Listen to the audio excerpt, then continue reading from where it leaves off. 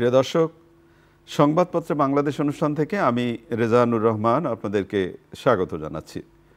বিভিন্ন জাতীয় দৈনিকে প্রকাশিত খবরের বিশ্লেষণ নিয়ে আমাদের আজকের এই অনুষ্ঠানে অতিথি হিসেবে উপস্থিত আছেন সিনিয়র সাংবাদিক হাসনাইন খোরশেদ সূচি। কেমন আছেন? আলহামদুলিল্লাহ, আপনি ভালো আছেন? এই তো পত্রপত্রিকায় প্রকাশিত কয়েকটা গুরুত্বপূর্ণ শিরোনাম আপনাকে পড়ে শোনাই আমি, তারপর আমরা আলোচনায় যেতে চাই। প্রথম আলো, দুবাই থেকে অবৈধভাবে এসেছে ৩২,০০০ কোটি টাকার সোনা। ইসরায়েলের হামলায় 2 দিনে 1,000 ফিলিস্তিনি নিহত। ধর্মীয় উগ্রবাদীদের নিয়ন্ত্রণের আহ্বান তারেক রহমানের। দৈনিক সমকাল, ওয়ার্ডে প্রশাসক নিয়োগে তৎপরতা বিএনপির না, ঢাকার 2 সিটি। প্রধান উপদেষ্টাকে দেশের সামগ্রিক নিরাপত্তা পরিস্থিতি জানালেন সেনা প্রধান। দৈনিক যুগান্তর, ট্রাম্প কার্ড তরুণ ভোটার, ত্রয়োদশ জাতীয় সংসদ নির্বাচন। কালের কণ্ঠ, হাত বাড়ালেই মিলছে মাদক, কওমি মাদ্রাসাকে মূল ধারায় আনার উদ্যোগ। দৈনিক ইত্তেফাক, 1100 মামলা, চার্জশিট একটিতে, জুলাই আগস্ট আন্দোলন। প্রধান উপদেষ্টার সঙ্গে সেনাপ্রধানের সৌজন্য সাক্ষাৎ।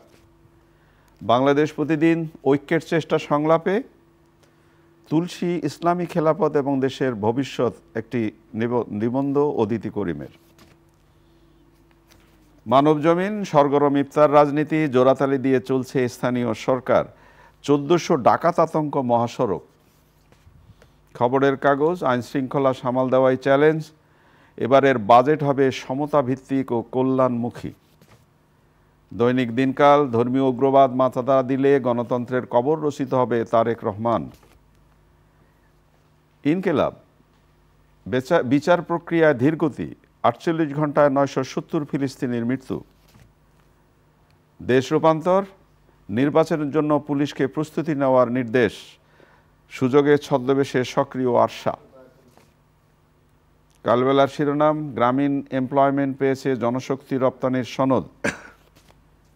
আমার দেশ, গণমাধ্যমের শীর্ষস্থানীয় পদে ব্যাপক রদবদল। আমাদের সময়, যে কোনো মূল্যে নির্বাচন শান্তিপূর্ণ করতে হবে, প্রধান উপদেষ্টার সঙ্গে সেনাপ্রধানের সৌজন্য সাক্ষাৎ। দৈনিক জনকণ্ঠ, নির্বাচন নিয়ে আস্থার সংকটে বিএনপি, শান্তিপূর্ণ নির্বাচন অনুষ্ঠানে পুলিশকে এখন থেকেই উদ্যোগ নিতে হবে। রূপালী বাংলাদেশ, হাতছাড়া হচ্ছে শ্রমবাজার, রোহিঙ্গা ক্যাম্পে সন্ত্রাসের নেপথ্যে আরশা। আমরা সময় পেলে আরশা নিয়ে একটু কথা বলবো, কিন্তু তার আগে আজকে একটু শুরু করতে চাই। ঐক্যমত্য কমিশন বিভিন্ন রাজনৈতিক দলের সাথে সংলাপে বসবে এবং প্রথম দিনে এলডিপি বসছে। 31 দফার আলোকে মত দেবে বিএনপি এবং জামায়াতের সব বিষয়ে একমত নয়, এটার পত্রিকার রিপোর্ট। গণপরিষদ চায় এনসিপি। সংস্কার আসলে সবাই চায়, এবং সংস্কার নিয়ে যে গণ অভ্যুত্থানের শক্তিগুলো, তাদের কারো মধ্যেই এটা কোনো দ্বিধা নেই যে সংস্কার করতেই হবে।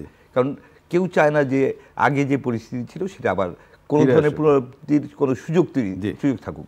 তো সংস্কার কোথায় কীভাবে হবে সেটা নিয়ে আলোচনা হচ্ছে। আজকে একটা গুরুত্বপূর্ণ খবর দেখলাম যে সরকার রাজনৈতিক দলগুলোর সাথে সব বিষয় নিয়ে আলোচনার প্রয়োজন মনে করছে না। 111টা সংস্কার প্রস্তাব সরাসরি সরকার নিজ উদ্যোগে বাস্তবায়ন শুরু করেছে এবং সেই প্রক্রিয়া শুরু হয়ে গেছে। তো সেইখানে নিঃসন্দেহে সরকার যেহেতু রাজনৈতিক দলগুলোর সাথে সংলাপে বসছে, তাদের সাথে এই বিষয়গুলো নিয়েও শেয়ার করবে যে কোনগুলো সরাসরি সরকার বাস্তবায়ন করছে আর কোনগুলোর জন্য সরকার রাজনৈতিক দলগুলোর সাথে সংলাপে যাচ্ছে। বাট আমরা যেটা মনে করি যে নিঃসন্দেহে এটা খুবই ভালো উদ্যোগ যে সংলাপ হচ্ছে এবং সংলাপে সব দল অংশ নিচ্ছে। সরকার হয়তো যেভাবে চেয়েছিল সেভাবে হচ্ছে না, যে আপনার এমসিকিউ কোশ্চেনের মতন টিক মার্ক দিয়ে সেভাবে হয়তো হচ্ছে না।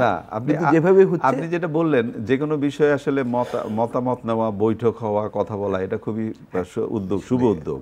কিন্তু ব্যাপারটা যদি এরকমের হয় যে তালগাছ আমার, এই চিন্তা ভাবনা করে যদি সংলাপে কেউ বসে তাহলে তো সংলাপ হবে না।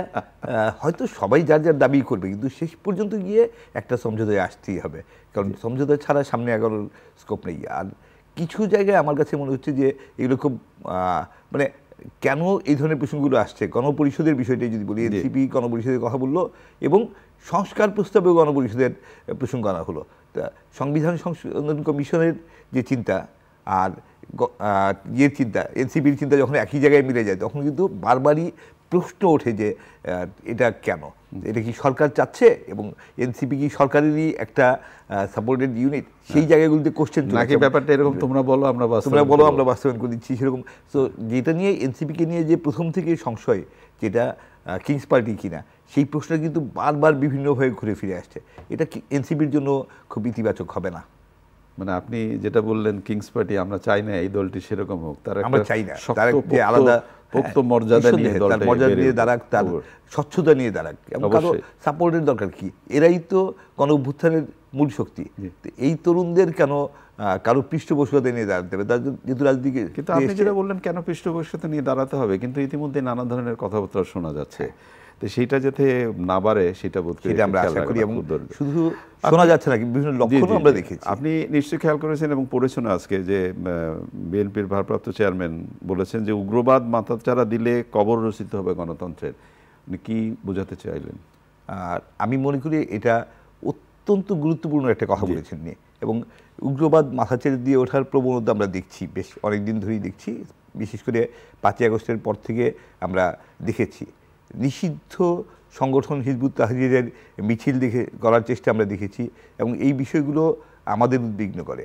এবং উগ্রবাদ যদি মাথাচাড়া দিয়ে ওঠে, তাতে বাংলাদেশের যে অসাম্প্রদায়িক মানে চেতনা, অসাম্প্রদায়িক ইমেজ বিশ্ব জুড়ে, একটা উদার গণতান্ত্রিক ইমেজ, একটা মধ্যপন্থী একটা রাষ্ট্র হিসেবে বাংলাদেশের যে মানে অসাধারণ একটা ইমেজ আছে, সেই ভাবমূর্তি কিন্তু ক্ষুণ্ণ হবে। এবং তারেক রহমান সাহেব যথার্থই বলেছেন, তিনি দেশের বৃহত্তম রাজনৈতিক দলের মূল নেতা হিসেবে জনগণকে সতর্ক করার, সরকারকে সতর্ক করার যে দায়িত্ব, সেই দায়িত্ব বোধ থেকে এবং দেশের প্রতি যে তার প্রগাঢ় ভালোবাসা, সেই ভালোবাসা থেকে তিনি এই কথা বলছেন বলে আমি মনে করি। এবং এটা নিঃসন্দেহে অত্যন্ত গুরুত্বপূর্ণ। এটা আমাদের যে কোনো মূল্যে বাংলাদেশের যে অসাম্প্রদায়িক গণতান্ত্রিক ভাবমূর্তি, সেটা ধরে রাখতে হবে। তারেক রহমান সাহেব আরেকটা কথা বলেছেন, যদি আমরা করতে না পারি, গণতন্ত্রের কবরচিত হবে এবং বিশ্বজুড়ে বাংলাদেশের ভাবমূর্তি নষ্ট হবে। এই গ্লোবাল ভিলেজে কেউই এককভাবে বিচ্ছিন্ন হয়ে চলতে পারে না। বাংলাদেশকে সব দিক থেকেই সারা পৃথিবীর সাথে চমৎকার সামঞ্জস্য রেখে সুন্দরভাবে এগোতে হবে, এবং সেই চেষ্টাই হচ্ছে। আমরা তার সেবারই বক্তব্যকে স্বাগত জানাই। অনেক ধন্যবাদ আপনাকে। আপনার কয়েকদিন ধরে, গত 2-3 দিন ধরে মিয়ানমারের সেই সংগঠন, বিদ্রোহী সংগঠন আরসার প্রধান বাংলাদেশে গ্রেপ্তার হলেন নারায়ণগঞ্জে, এবং সবচেয়ে উদ্বেগজনক হলো যে 4 মাস ধরে উনি নারায়ণগঞ্জে ছিলেন, এবং একটি পত্রিকার শিরোনাম হচ্ছে 290 জন রোহিঙ্গা মানে খুন করেছে এই প্রতিষ্ঠানটি বা সংগঠনটি। তাহলে আমার প্রশ্নটা হচ্ছে যে 4 মাস ধরে একটি লোক বা একটি সংগঠনের প্রধান একটি এলাকায় বসবাস করলো এবং তাকে গ্রেপ্তার করা গেল, কিন্তু এতে বার্তাটা কি দেয়? আমরা কি খুব নিঃসন্দেহে যে এটা উদ্বেগের, যে আমাদের যে 5ই আগস্টের পর পুলিশ দুর্বল হয়ে পড়েছে, এটা খুব বাস্তবতা। পুলিশকে চাঙ্গা করে আমাদের আসলে আইন শৃঙ্খলা ঠিক রাখতে হবে, এবং পুলিশকে মাননীয় প্রধান উপদেষ্টা গতকাল সে কথা বলেছেন, সেটা বলেছেন। এবং পুলিশকে বাদ দিয়ে আসলে পুলিশকে বাদ দিয়ে কোনো রাষ্ট্রই চলতে পারে না। পুলিশকে সক্রিয় করে, পুলিশকে তার মনোবল ফিরিয়ে এনে পুলিশকে দিয়েই আসলে নিয়ন্ত্রণ করতে হবে। সেখানে হয়তো পুলিশের দুর্বলতা, যে 4 মাস ধরে থাকলো, পুলিশ কেন জানলো না, এবং এতগুলো গোয়েন্দা সংস্থা, শুধু পুলিশ কেন, অন্যান্য গোয়েন্দা সংস্থা, আসলে 18-19টা গোয়েন্দা সংস্থা, কেউ জানলো না 4 মাস ধরে এখানে আছে। তাও শেষ পর্যন্ত যে ধরা পড়েছে, এটা একটা সুখবর, যে আরসা প্রধান আতাউল্লাহ ধরা পড়েছে। এবং আরসা নিঃসন্দেহে একটা ভয়ঙ্কর সংগঠন, এবং তারা 290 জনকে খুন করেছে, রোহিঙ্গাকে, এটা আমরা দেখেছি। এবং এই ধরনের প্রবণতা যদি বাড়ে, তাহলে বাংলাদেশের জন্য, বাংলাদেশের স্থিতিশীলতার জন্য, নিরাপত্তার জন্য শুধু ব্যাপক হারে উদ্বেগজনক না, আরও আপনি খেয়াল করবেন যে আমরা মাঝে মাঝে পত্রিকায় পড়ি যে রোহিঙ্গা জনগোষ্ঠীর যারা বাংলাদেশে অবস্থান করছে, তারা কেউ বাংলাদেশে পাসপোর্টও পেয়ে যাচ্ছে, এবং তারা এই যে পাসপোর্ট পেয়ে যাওয়া, আমার দেশের পাসপোর্ট পেয়ে যাওয়া, এটা তো একটা উদ্বেগজনক আরও বেশি, তাই নিঃসন্দেহে অনেক বেশি উদ্বেগের। এবং আরেকটা বিষয় আমি বারবার মানে সবার নজর কাড়ার চেষ্টা করছি, যে রোহিঙ্গা ক্যাম্পে তো 10 লাখের বেশি, এখন 10 লাখ তো না, এখন 12-13 লাখ আছে, এবং এটা চলতে চলতে হয়তো 15 লাখ হয়ে যাবে। কিন্তু আপনার যেটা হয়েছে, যে সম্প্রতি যে দাতা দেশ বা সংস্থাগুলো, তারা সাহায্য কমে দেওয়ার কারণে তাদেরকে মাথাপিছু প্রতি মাসে $12 করে খাদ্য সহায়তা দেওয়া হতো। এইটা এপ্রিলের 1 তারিখ থেকে হয়ে যাচ্ছে মাত্র $6, $12.5 থেকে $6 নামছে। আমরা যদি দেখি যে $6 মানে হচ্ছে 24 টাকা 25 পয়সা, 24 টাকা 25 পয়সা পার ডে, প্রতিদিন 24 টাকা 25 পয়সার খাবারে একজন মানুষ আসলে বেঁচে থাকতে পারে কিনা, সুস্থ থাকতে পারে কিনা। সো খাবারের এই যে পরিমাণ কমে যাচ্ছে, এতে শিবিরে এক ধরনের অসন্তোষ হওয়ার আশঙ্কা আছে।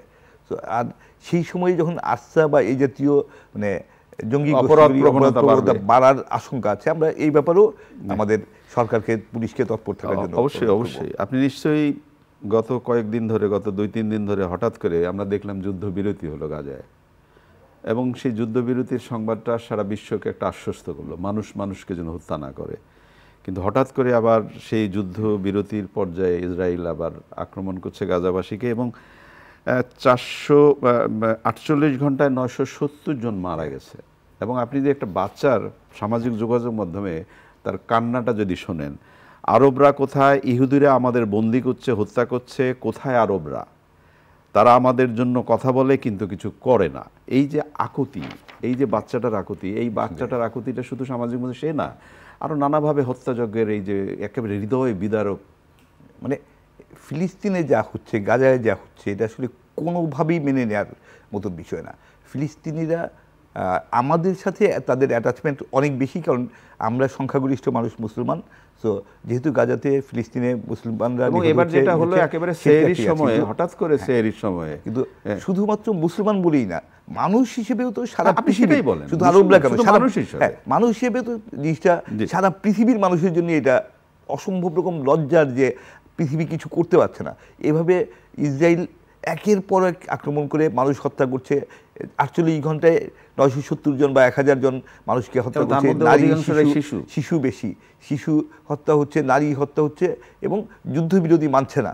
তো এরকম একটা জায়গায় আসলে কোনোভাবেই পৃথিবী থাকতে পারে না। কিন্তু আমরা দেখছি যে পাশ্চাত্যের যে শক্তিগুলো, যারা এই যুদ্ধবিরোধী কার্যকর করতে পারে, যারা গাজাতে একটা শান্তিপূর্ণ সমাধানে, বিশ্ব মোড়ল যারা, তাদের দিক থেকে কোনো তৎপরতা নেই। এটা কি এক ধরনের মুসলিম বিদ্বেষ?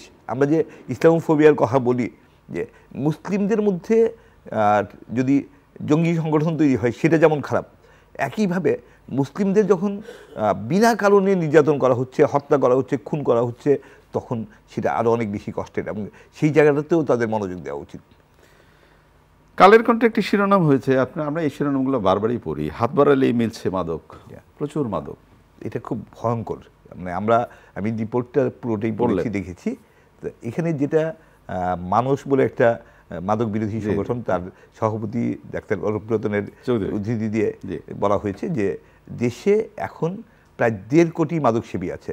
তাদের মধ্যে গত কয়েক মাসেই, যেহেতু পুলিশ একটু দুর্বল, এবং সেই সুযোগে মাদক বেড়ে যাচ্ছে, মাদক সেবনের প্রবণতা, মাদক বাণিজ্য সবকিছু বেড়ে যাচ্ছে, এবং গত কয়েক মাসে 20 লাখ নতুন মাদক সেবী যোগ হয়েছে। উদ্বেগজনক। এটা যদি হয়, এটা ভয়ঙ্কর রকম উদ্বেগজনক। এবং যেটা হতে পারে সেটা হচ্ছে যে আমরা যখন জানি যে বিভিন্নভাবে টাকা দিয়ে শেষের দিকে আমরা মাদক নিয়ন্ত্রণ করা অপরিহার্য, তাইলে অপরাধ প্রবণতা বাড়তে পারে। অনেক ধন্যবাদ আপনাকে। প্রিয় দর্শক, আমরা যে বিষয়গুলো নিয়ে কথা বললাম আপনারা নিশ্চয়ই শুনলেন। মাদক, সর্বনাশা মাদক, জীবন শেষ করে দেয়। তারপরেও কেন আমরা মাদক গ্রহণ করি, এবং এর জন্য যে নিরাপত্তা ব্যবস্থা এবং প্রতিরোধ ব্যবস্থা, নিয়ন্ত্রণ ব্যবস্থা, সেটাকে আমরা আদৌ নিতে পারছি? এই প্রশ্নটি রেখে আজকের অনুষ্ঠান এখানে শেষ করছি। ভালো থাকবেন। খোদা হাফেজ।